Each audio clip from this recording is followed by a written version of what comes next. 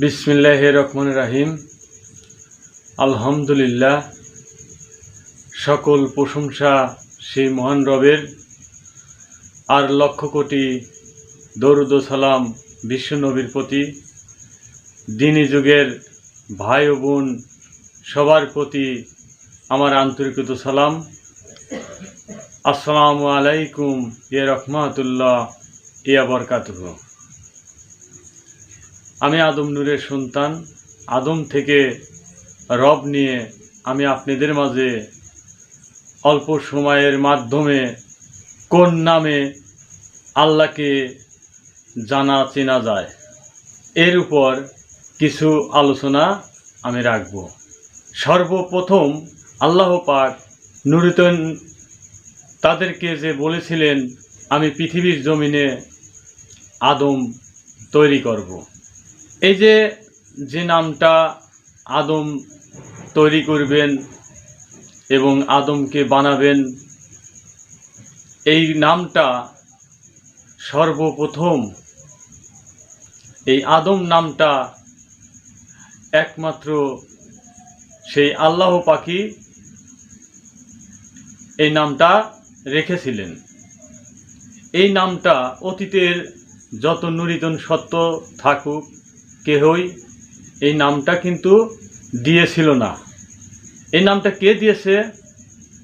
একমাত্র সেই মহান স্রষ্টা, যিনি এই ব্রহ্মাণ্ডের মালিক। এই আদম নামটা আল্লাহ পাক তিনি ঘোষণা দিয়েছিলেন। তাহলে আল্লাহ পাক দেখা যায় যে কিতাবের ভিতরে যে 99টা নাম আছে, সেই নামের ভিতরেও এই আদম নামটা নাই। এই 99 নাম এই অনাদিকাল এই মানুষ যদি কোনো ব্যক্তি এই 99 নামের যে গুণবাচক গুণবলী যদি কোনো মানুষ তার ভিতরে যদি সেটা অর্জন করেও থাকে, তবুও ওই মানুষটা সেই আল্লাহর জানা চেনায় আজও পর্যন্ত কেহই যাইতে পারেন নাই, আর যাবেই বা কিভাবে? অতীতে সেই নুরিতনরা এই পৃথিবীতে যখন নবী রসুল, দেব দেবতা ও লিপির গাউস কুতুব এবং সেই পীর বহু নামে আজও পর্যন্ত এই পৃথিবীতে এই নামগুলো আছে, কিন্তু কেহই কিন্তু সেই আল্লাহওয়ালা এবং আল্লাহর জানা চেনায় কেহই যাইতে পারলেন না। একমাত্র সেই আল্লাহর প্রতিনিধি, সেই আল্লাহর যে দেওয়া নাম আদম ব্যতীত, আদম ব্যতীত সেই আল্লাহ পাকের জানা চেনায় আজও পর্যন্ত কেহই আসতে পারলেন না। তাই এই 99 নামের ভিতরে এই আদম নামটা সেখানে আমরা খুঁজে পাই না। তাহলে এই অনাদিকাল 1400-1500 বছর অতিবাহিত হয়ে গেল, আজও পর্যন্ত কেহই আল্লাহ পাকের জাত নাম এবং সেই জাত গুণের উপর এবং সেই আল্লাহ পাকের যে ধর্ম সেটা নিয়ে এই পৃথিবীতে কেহই আসলেন না। আল্লাহ পাকের যে মনের আশা আকাঙ্ক্ষা ছিল যে এই আদম সর্বজ্ঞানের জ্ঞানী, এই আদমকে যে তার আয়াত কালাম শিক্ষা দেওয়া হয়েছিল, তিনি যে সকল সৃষ্টির প্রতিনিধি এবং সকল মানুষের প্রতিনিধি, আল্লাহ তিনি জানতেন যে আদম কিভাবে সে প্রতিনিধি হয়, কিভাবে তিনি জ্ঞানী হয়, তার সকল পরীক্ষার মাধ্যমেই তাকে এই সার্টিফিকেট দিয়েছিলেন। দেখেন, একজন মানুষ তার ডাইন বাম বোঝে, তার সুখ দুঃখ বোঝে। যদি তার গায়ে যদি কোনো শীত প্রবেশ হয়, তাহলে সে যে জামা কাপড় গায়ে দিতে হবে এগুলো বোঝে। আর এই অসংখ্য যে সৃষ্টি আছে এরা কিন্তু সেটা বুঝতেও পারে না। তাহলে এটাই একটা নমুনা বোঝা যায় যে গরুর যদি কোনো অসুখ বিসুখ হয় সে কিন্তু বলতেও পারে না, আর এই মানুষ সেটা বলতে পারে। তাহলে এটাই যদি আমরা নমুনা হিসেবে যদি ধরি, তাহলে মানুষ সর্বজ্ঞানের জ্ঞানী। আর এই মানুষের ভিতরেই সেই আল্লাহ পাকের ফুৎকারী আত্মা সেই আদম ভাণ্ডে দিয়ে দেওয়া হয়েছিল।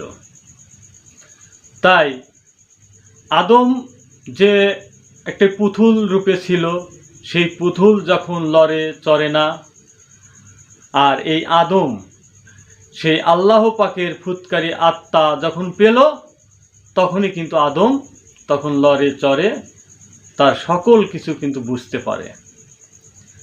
তাই আল্লাহ পাক এই মানবকে শ্রেষ্ঠ বলে ঘোষণা করেছে, তাই আদম শ্রেষ্ঠ।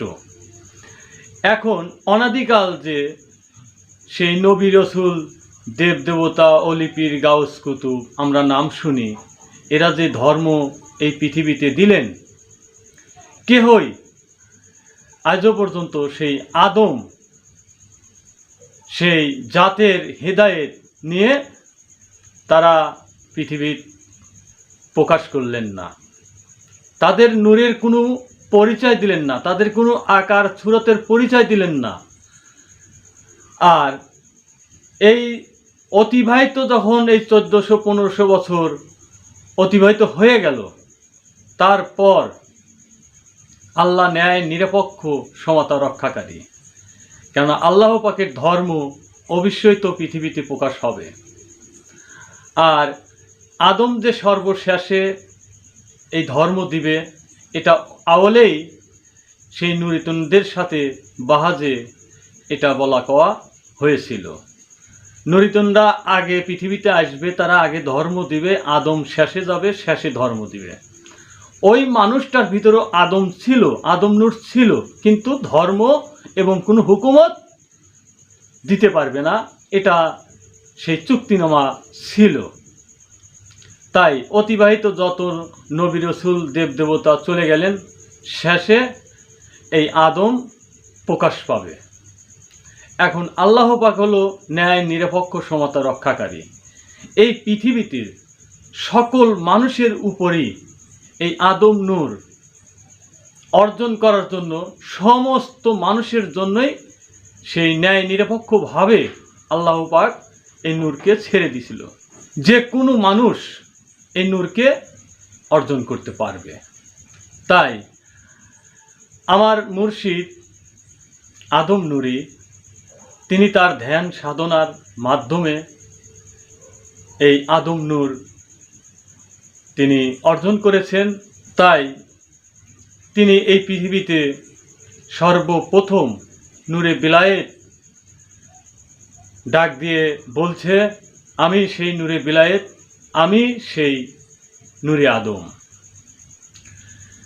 তিনি যখন এই পৃথিবীতে আসে এই ঘোষণা দিলেন, তিনি যখন সেই আল কোরআনের হেদায়েত মানুষের দ্বারে পৌঁছান শুরু করলেন, তারই মধ্যে কিছু গুটি কয়েকজন মানুষ আমরা সেই আদম নূরের কাছ থেকে সেই আল কোরআনের আদেশ নির্দেশ যা আছে তার কাছ থেকেই আমরা হিদায়েত গ্রহণ করেছি। এই যে আমরা যে পৃথিবীতে দেখি অলি এবং আউলিয়া, আমরা অনেক সেই দরবার দেখি, অলিদের দরবার, অলি আউলিয়ার শব্দ আমরা শুনে থাকি। আসলে এই অলি আউলিয়া এই পৃথিবীতে কারা?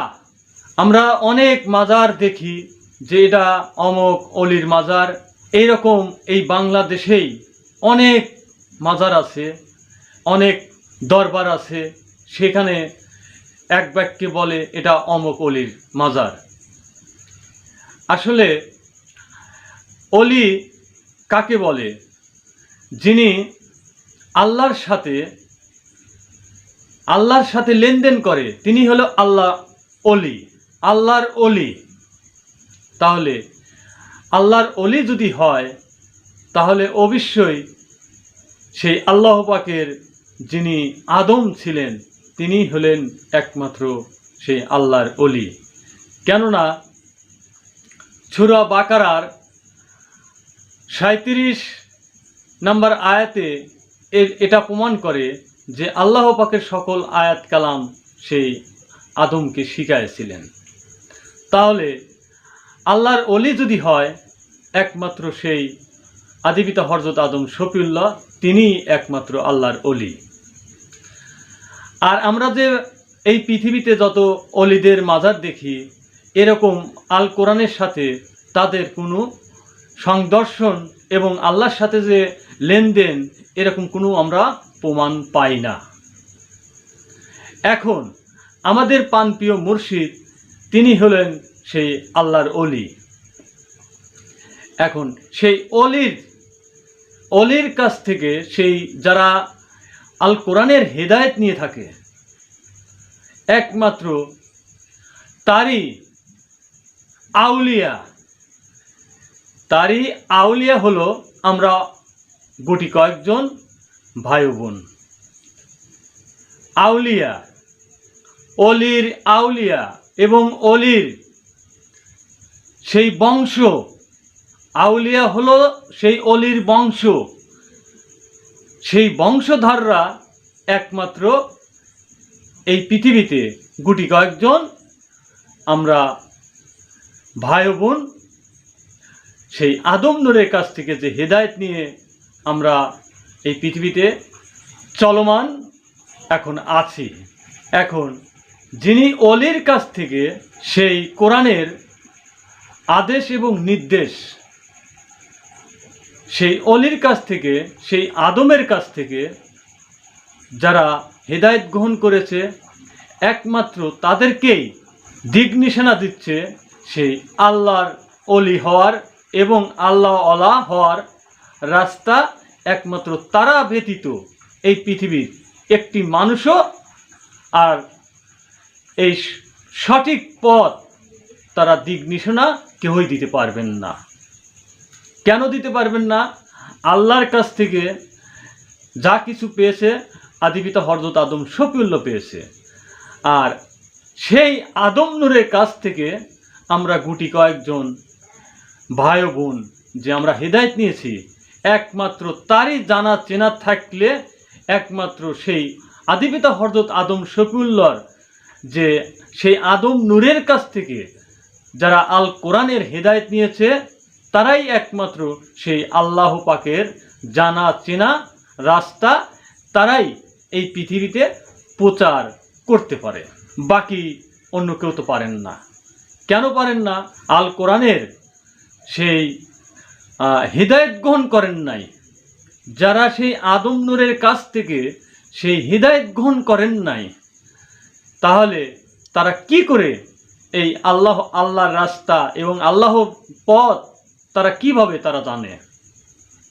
মোটেও তারা জানেন না।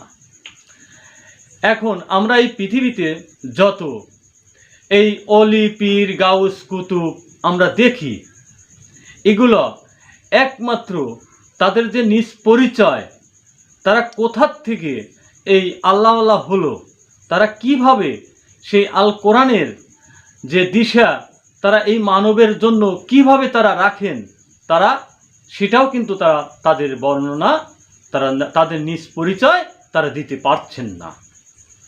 তাহলে আমি পীর হয়েছি, তোমরা আমাকে পীর মানো আর তোমরা আল্লাহ আল্লাহ করো, তোমরা জান্নাতি হবে, মোটেও কখনই এটা সম্ভব নয়।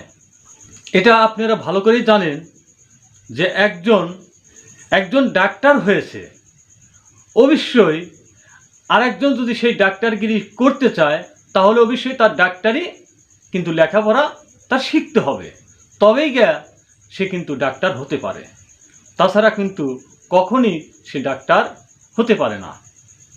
তাই আল্লাহর কাছ থেকে যে আয়াত কালাম পেয়েছে, অবশ্যই সেই আদম কিন্তু আল্লাহকে জানে, চেনে, তিনি বোঝেন। আর আদমের কাছ থেকে যারা আল কোরআনের হিদায়াত নিয়েছে, অবশ্যই সেই অলির আউলিয়ারা একমাত্র সেই অলির বিষয় তারা জানে, চেনে, বোঝে।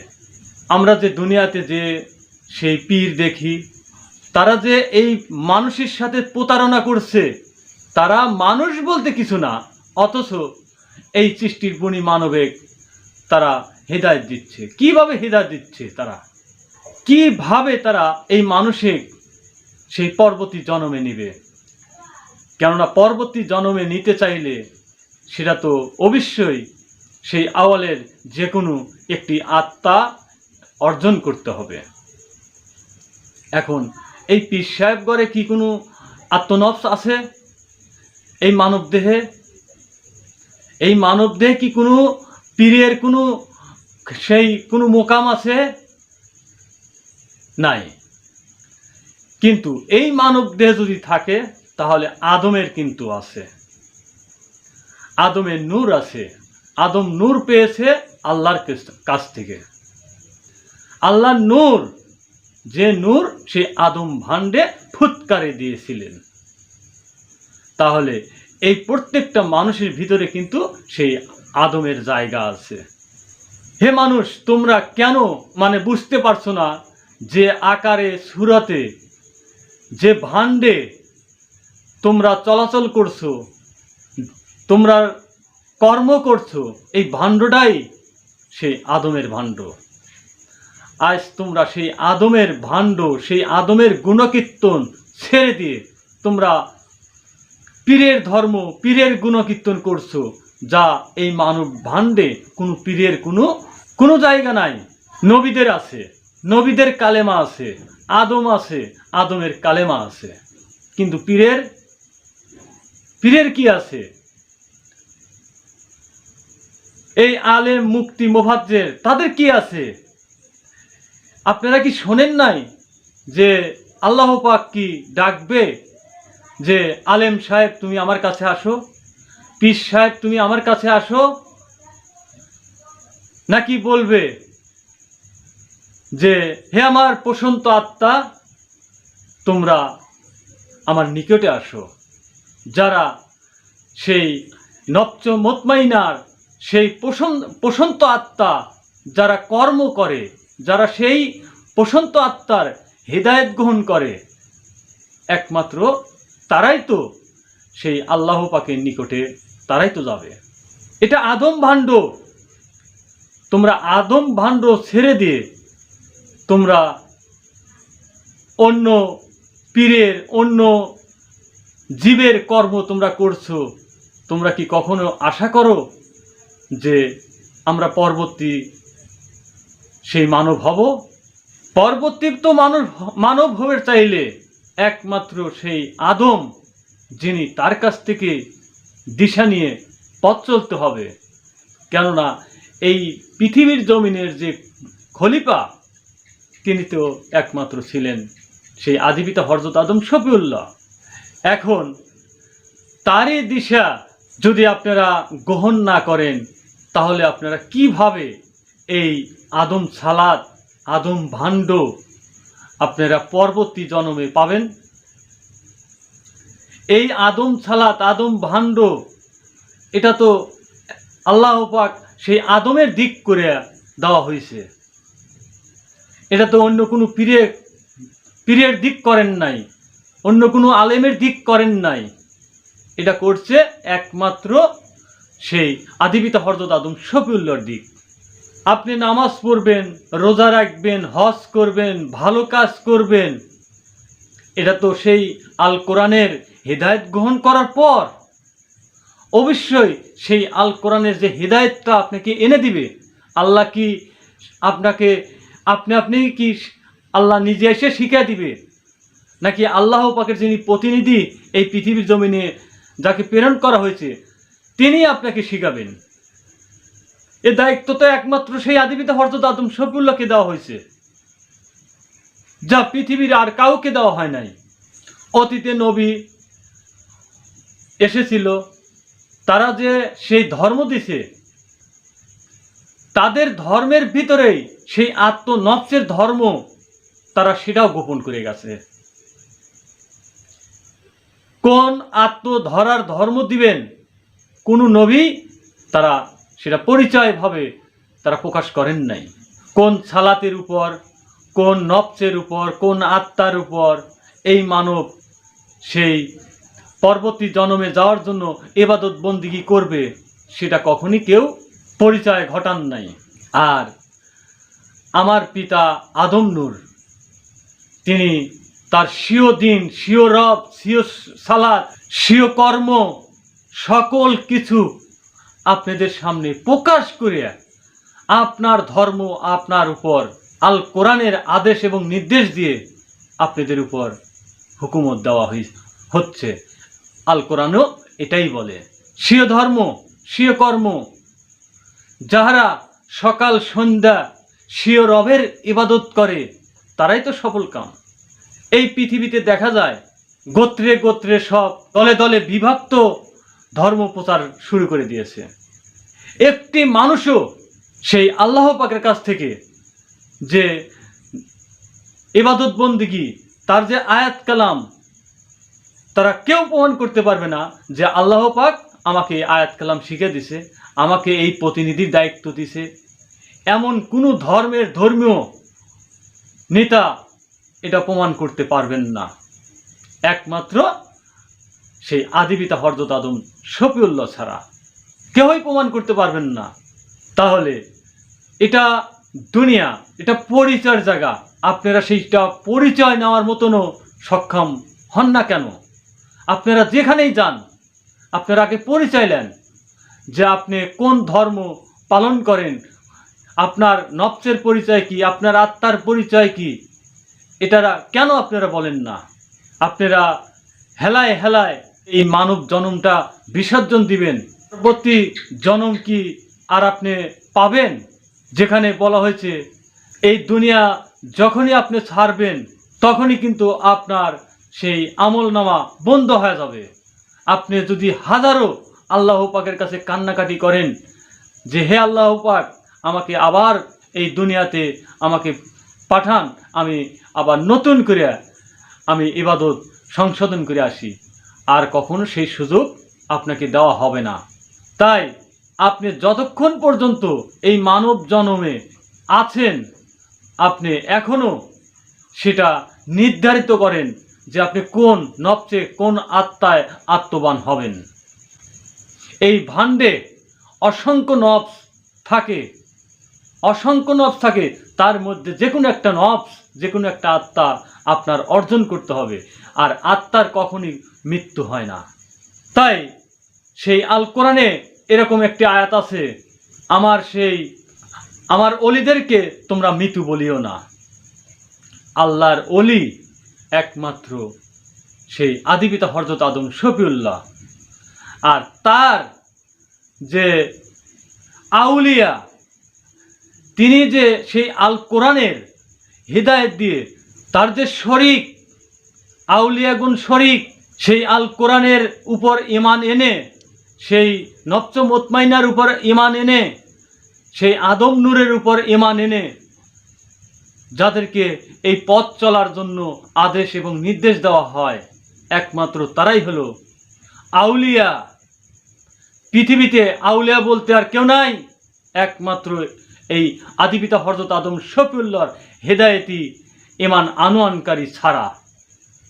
এরাই হলো আউলিয়া। আর আদম নূর ছিলেন অলি, আল্লাহর অলি, আল্লাহর সাথে সাক্ষাৎ করছে, আল্লাহর সাথে তিনি লেনদেন করছে, আল্লাহ তাকে নাম দিয়েছে। একমাত্র এই নামটা কোনো পৃথিবীতে কোনো নবী, রসুল, দেব দেবতা, অলি, পীর, গাউস, কুতুব কোনো মানুষ এই আদম নামটা কেউ রাখেন নাই। একমাত্র সেই মহান স্রষ্টা, এই ভূমাণ্ডের যে মালিক, তিনি এই নামটা রাখিছিলেন আদিপিতা হযরত আদম শফিউল্লাহ।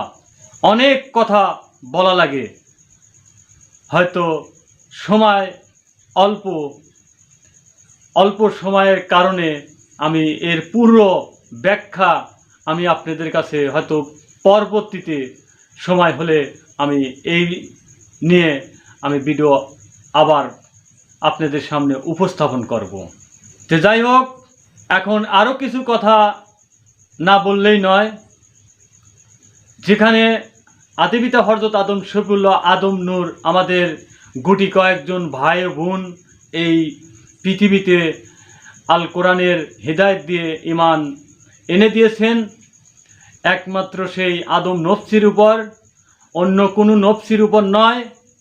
এখানেই আমাদের মৃত্যুর আগ পর্যন্ত তাকেই আমরা স্মরণ করব, এই বিলেই আমরা অঙ্গীকার করেছিলাম যে আল্লাহ ব্যতীত ইবাদত ফাসেক, ভিত্তিহীন, শিরক, তাহলে এই মানব ভাণ্ডে যদি সেই আল্লাহ পাকের স্বীয় নূর, স্বীয় আত্মা, সেই আত্মাকে বাদ দিয়ে সেই আত্মা ব্যতীত যারা ইবাদত করে তাদের ইবাদত সেই ভিত্তিহীন, ফাসেক, কলবমুখী ইবাদত যারা করেন তারাই তো একমাত্র সেই আল কোরআনের আইনের মধ্যে তারা থাকেন। কেননা কলবে একমাত্র সেই আল্লাহ পাকের স্বীয় নূর থাকেন। কলববিহীন ইবাদত, ভিত্তিহীন, ফাসেক। তে আমরা যে গুটি কয়েকজন ভাই বোন সেই আদম নূরের কাছ থেকে যে আমরা অঙ্গীকার দিয়ে আমরা হিদায়াত নিয়েছি, ঈমান এনেছি, তাদের জন্য কিছু কথা না বললেই নয়। আমাদের মুর্শিদ পাক আদম নূর সশরীর থেকে তিনি এই পৃথিবীর থেকে চলে গেছেন। এই চলে যাওয়ার পর থেকেই আমাদের ভাই বোন কিছু সেই মানব ভাণ্ডে সেই আম্মারা থাকে, সেই আম্মারার বশবর্তী কিছু ভাই বোন সেই কর্মে লিপ্ত হয়ে গেছে। দেখা যায় যে এই আমাদের মুর্শিদ পাক যখন চলে গেছেন তারপরেই এই কিছু কিছু ভাই বোন মানে ডিগ্রি নিয়ে তারা খুব উতল পাতাল হয়ে উঠিছে। কেউ বলতেছে আমি সেই রব্বের জাতে আদম, নফসের জাতে আদম। কেউ বলতেছে আমি সেই আদম হয়ে গেছি। কেউ বলতেছে আমি আমিরের পুত্র আমির। কেউ বলতেছে আমি সেই মুকাররমা সত্য অর্জন করে ফেলেছি। আর আমি নিজে বলছি আমি আদম নূরের সন্তান। আমার মুর্শিদ পাক তার ভিডিওর ভিতরে প্রমাণ আছে যে তোমরা আনা নফসে আদম সন্তান দাবি করবে, তোমরা সন্তানের দাবিতে আসবে, তাহলে পিতা তো পিতাই থাকে। এখন ওনা যে নূর অর্জন করেছে অবশ্যই আমরা সেই নূর অর্জনই করব, কিন্তু তিনি পিতা আর আমরা সন্তান। পার্থক্য শুধু এতটুকু। কেননা আমার প্রাণপ্রিয় মুর্শিদ তার দিন দিয়া যা দেখিছে, তার রব দিয়া যা বলিছে, তার যে আকৃতি সুরত ছিল, তার যে মেধা ছিল, পৃথিবীতে তার মতো আর একটি মানুষও হবেন না। তার যে কণ্ঠ ছিল ওই কণ্ঠের মতো আর কারো কণ্ঠ হবেন না। তিনি যে নূর অর্জন করেছেন সেই নূরই আমাদেরকে অর্জন করার জন্য এই হিদায়াত এবং তার উপর আমাদেরকে ঈমান এনে দিয়েছেন। আমরা তো সেটি হব, কিন্তু তিনি পিতা, আমরা তার সন্তান। নূরের কোনো পার্থক্য হয় না। এখন বাবা যে তার বিষয়বস্তু ছিল, আদম নূরের যে ভেলা ছিল, আদম নূরের যে সালাত ছিল, আদম নূরের সালাতের ভিতরে যত নবুয়ত, যত নুরিতন সত্য ছিল, সকল সত্যের জ্ঞান এই আদম সন্তানেরাও জানতে পারবে, বুঝতে পারবে। যেমন আদিপিতা হযরত আদম শফিউল্লাহ তিনি জানতো, বুঝতো। আল্লাহ কি জানে না, কি বোঝেন না? আর আল্লাহর নূর যদি সেই আদম নূর হয়, তাহলে তিনিও সকল কিছু জানতো, বুঝতো। আর তার হিদায়তি সন্তানেরা আল্লাহ পাক সেই সৃজনে এবং সৃষ্টিতে যা কিছু তিনি ঘটাইছেন, সকল তত্ত্ব এই আউলিয়ারা তাদের জ্ঞানে বুঝে তারা রাখবেন, তারা প্রচার করবেন, তারাই একমাত্র প্রচার করবেন, সকল সত্য এই মানুষের সামনে উপস্থাপন করবেন, যা অন্য কোনো মানুষ এই তত্ত্ব, এই সকল সত্য কেহই দিতে পারবেন না। কেন পারবেন না? তারা আল কোরআনের হিদায়াত গ্রহণ করেন নাই। আল্লাহ পাকের প্রতিনিধির কাছ থেকে তারা সেই ইজাজত নেন নাই, তারা তার কাছে আসেন নাই। কিন্তু তিনি তো পৃথিবীতে এসেছিলেন, যেমন তিনি পৃথিবীতে প্রকাশ করেছেন, আমরা গুটি কয়েকজন ভাই বোন তার কাছ থেকে সেই আল কোরআনের শিক্ষা দীক্ষা এবং তার সেই আদম নূরের উপর এবং নফস মুতমাইনার উপর আমরা ঈমান আনয়নকারী। একমাত্র আল্লাহর ওলি আর ওলির আউলিয়া এই পৃথিবীতে এই সকল সত্য প্রকাশ করবে, বাকি অন্য কেউ পারবেন না। কেন পারবেন না? এই আদম স্কুলের, আদম ভান্ডের লেখাপড়া তাদের মধ্যে নাই। তারা পীরের ধর্ম মানে, যা পীরের কোনো নফস এবং পীরের কোনো কলব, পীরের কোনো অস্তিত্ব এই মানব ভান্ডে নাই। তারা শিরক করছে, এই মানুষের সাথে মুনাফিকি করছে, এই মানসিক দোজকে নিক্ষেপ করতেছে। এই মানুষ বুঝতেছে না, এই মানুষ জানতেছে না এই মানবের সকল সত্য। আল্লাহর ওলি পৃথিবীতে প্রকাশ হয়েছে, আর ওলির আউলিয়ারা পৃথিবীতে এখনো জীবিত আছে। আদম ভান্ডের, আদম ভেলার সকল সত্য এই আউলিয়ারাই পৃথিবীতে প্রকাশ করবেন। এখানে আমাদের কিছু কিছু ভাই বোন এই যে মানে নেতা হওয়ার জন্য, এখন এখানে কিছু কথা আমার বলা লাগে। এটা দুনিয়া। আমার মুর্শিদ পাক একটা কমিটি রেখে গেছিলেন, সভাপতি, সেক্রেটারি, সহ সেক্রেটারি, সহসভাপতি, আরও কিছু পদের বিষয় রেখে গেছিলেন এই ঈমান আনয়নকারীর ভিতরে, যার মধ্যে আমাকেও রেখেছিলেন। আমি আমার মুর্শিদের কাছে বলেছিলাম যে বাবা, আমি কি এই দায়িত্ব পালন করতে পারবো? তখন তিনি বলেছিলেন, আমি বলেছি তুমি থাকো, আমি অপারকে দিয়ে পারাই। মুর্শিদ পাক তিনি হলেন অল ক্ষমতাশীল।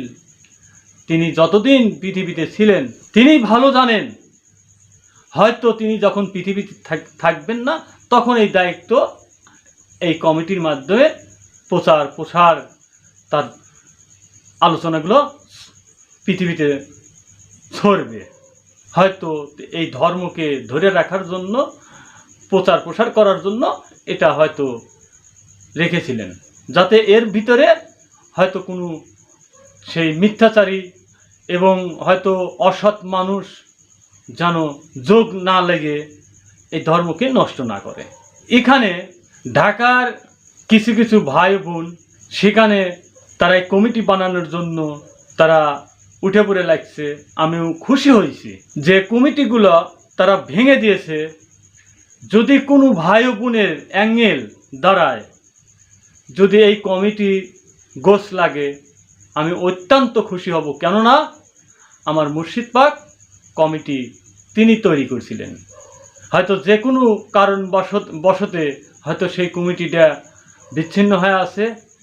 এখন আমার সেই ঈমান আনয়নকারী ভাই ও বোন তারা সেই কমিটি করার জন্য আপ্যায়নের চেষ্টা চালাইছে। আমি শুনে অত্যন্ত খুশি হয়েছি। আমি সেই ভাইদেরকে আমি আরও বলবো যে ভাই, তোমরা অতি তাড়াতাড়ি একটা ন্যায় নিরপেক্ষ একটা কমিটি তোমরা সেট করো, এতে আমাদের মুর্শিদ পাক খুশি হবে। কেননা মুর্শিদ পাক তো প্রত্যেকটা মানুষের ভিতরেই থাকে। তবে এই কমিটি বানানোর জন্য যার স্বীয় অন্তর থেকে আনন্দ আসে, আমি মনে করি আমার মুর্শিদ পাক আনন্দ পাচ্ছে। কিন্তু এই কমিটি যারা বানানোর পক্ষে নাই, মানে বানাইতে চায় না, সেই মানুষগুলোই একমাত্র আমার মুর্শিদের বিকল্প করতেছে, এই ধর্মকে নষ্ট করতেছে। আপনারা সেটা তাদের ভাষা, তাদের বলা কওয়া আপনারা শুনতেছেন। আমি অনুরোধ করব ওই ধরনের মানবরূপে জিন শয়তান থেকে সরে আপনারা ন্যায় নিরপেক্ষ মানব সেই ঈমান আনয়নকারী ভাই বোনদের দ্বারায় এই প্রতিষ্ঠানটা চালানোর একটা ব্যবস্থা করেন। আমি অত্যন্ত আপনাদেরকে শ্রদ্ধা জানাই এবং আমি অত্যন্ত শুনে আমি খুশি হয়েছি। তবে আরেকটি কথা, আমি কোনো সভাপতি হতে চাই না, আমি কোনো সেক্রেটারি হতে চাই না। আমি এই প্রতিষ্ঠানের মঙ্গল চাই, একটা ন্যায় নিরপেক্ষ মানুষ যার দ্বারায় কোনো মানে ক্ষতি হবে না, এরকম একজন মানুষ, কয়েকজন মানুষ আপনারা দয়া করে সেট করেন, সেট করে প্রতিষ্ঠান চালান। এতে আমাদের মুর্শিদ পাকও খুশি হবে, আমরাও খুশি হব। এখানে দুনিয়ার কোনো অর্থ সম্পদ লওয়ার জন্য আমরা এখানে হেদায়েত গ্রহণ করি নাই। আমি সভাপতি হব এজন্য আমি হেদায়েত নিয়ে নেই, আমি সেক্রেটারি হব এজন্য আমি হেদায়েত নিয়ে নেই।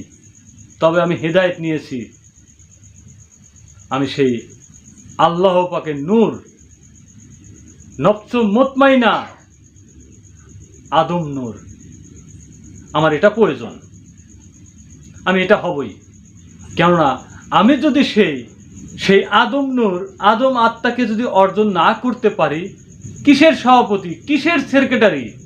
এই 2 দিনের জন্য যখনই সেই মরণ পথের যাত্রী হব, তখন কিন্তু আর এই সভাপতি সেক্রেটারি কোনো কাজে আসবে না। তখন কিন্তু কাজে লাগবে একমাত্র সেই আপনার যিনি সঙ্গী হবে, আপনার সাথে যে আছে ওকে যদি অর্জন করতে পারেন, ও সেখনও থাকবে। এইটার চিন্তা ভাবনা করেন। আর দয়া করে কারো প্রতি হিংসা নিন্দা ছেড়ে দেন। আমাদের কোনো হিংসা নিন্দার ধর্ম নয়। আমি অনুরোধ করব যে এই পবিত্র ধর্মের ভিতরে কখনো যেন অপবিত্র লেশ না থাকে। তাদের ভিতরে সেই আম্মারা ঢুকে গেছে, এটা কিন্তু আমার অনেক ভাই বোন কিন্তু জানে ফেলাইছে, বুঝে ফেলাইছে। ভাই, আমি অনুরোধ করব যাদের ভিতরে দুনিয়ার অর্থ সম্পদের লোভ জাগিছে, তাদেরকে সরা রেখে আপনাদের ন্যায় নিরপেক্ষ মানুষ দিয়ে ভাই কাজটা করেন, আমি খুব খুশি হব। দুনিয়ার অর্থ সম্পদ, আমার মুর্শিদ পাক বলছে যে এই পৃথিবীর যত অর্থ হয় সেই অর্থ তোমাকে দেওয়া হবে, কিন্তু তোমাকে একটা নবজ দেওয়া হবে না। এই দুনিয়ায় পর্যন্তই, পরবর্তী নবজবিহীন দোজখে যাইতে হবে অনন্তকালের জন্য। তে ভাই, আমি অনুরোধ করব দুনিয়ার অর্থ সম্পদ, বাড়ি গাড়ি সব ত্যাগ করেন, সব কিচ্ছু দরকার নাই। আমি আমাকে চাই, আমার সম্পদ যেন এক তিল পরিমাণ কোনো ক্ষয় না হয়। আমাকে আল্লাহ পাক যা দিয়েছে আমার এটা যেন আমানত থাকে, এইখানে যেন কোনো খিয়ানত না হয়। আমি অনুরোধ রাখবো ভাই। হোয়াটসঅ্যাপে যাতা বকাছকা হচ্ছে, ভাই বোনেকে কি দিয়ে কি বলছে সব শুনতেছি, কিছু বলতেছি না। ওই মানুষগুলোর থেকে বিরত থাকেন। অসৎ সতে কিন্তু নষ্ট করবে। সৎ মানুষের ভয় আছে, অসৎ মানুষের কিন্তু ভয় নাই। ওখান থেকে আপনারা সরে থাকেন। তো যাই হোক, হয়তো রাত অনেক হয়ে গেছে, আমি ভিডিও বেশি বড় করব না। আজ সেই পূর্ণিমা রজনী। এই পূর্ণিমা রজনীতে আমার প্রাণপ্রিয় মুর্শিদ তিনি জালসা করত, সেই আদম নূরের গুণকীর্তন করত, আল্লাহর জানা চেনার বিষয়ে আলোচনা করত। তাই আমাদের সেই পূর্ণিমার মাহফিল আমাদের প্রত্যেক ভাই বোনের দায়িত্ব। আমাদের সেটা যে যেখানেই আছি সেখান থেকেই আমরা এই আলোচনা করব, স্বর্ণপূর্ণ হব রবের কাছে। এই আশঙ্কা রেখে আমার সংক্ষিপ্ত বক্তব্য এখানে সমাপ্তি করছি। আমার রবের তরফ থেকে আলোচনা শুরু করেছিলাম, আমার রবের তরফ থেকে আলোচনা সমাপ্তি করছি। সুবহান রাব্বিল আলা, সুবহান রাব্বিল আজিম। আসসালামু আলাইকুম ওয়া রাহমাতুল্লাহি ওয়া বারাকাতুহু।